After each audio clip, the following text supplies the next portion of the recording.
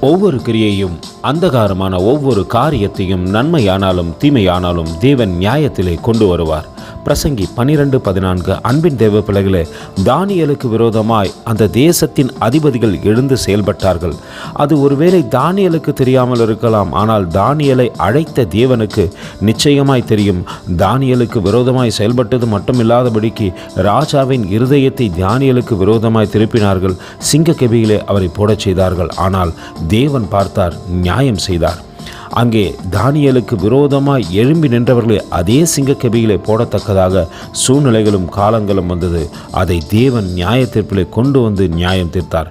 நாமும் தேவனுடைய பிள்ளைகளாய் இருந்து தேவனுக்கு பிரியமில்லாமல் நடப்போமானால் ஒரு நாள் நமக்கும் நியாய தீர்ப்பு உண்டு என்பதை நாம் மறந்து விடக்கூடாது. நிச்சயமாய் நியாயத்திலே கொண்டு வருவார். நம்மிடத்திலே நியாயம் கேட்கும் நியாயாதிபதி. அவருக்கு முன்பாக உண்மையும் முத்தமாய் இருக்கத்தக்கதாக நம்மை தாழ்த்தி ஒப்பு கொடுப்போமா? கர்த்தர் தாமே உங்களை ஆசீர்வதிப்பாராக. ஆமென். எங்களோடு கூட இணைந்து ஊழியம் செய்ய விரும்பினால் இந்த வார்த்தைகளை மற்றவர்களுக்கும் பகிர்ந்து கொடுங்கள். இது ராஜ்யத்தின் சுவிசேஷம்.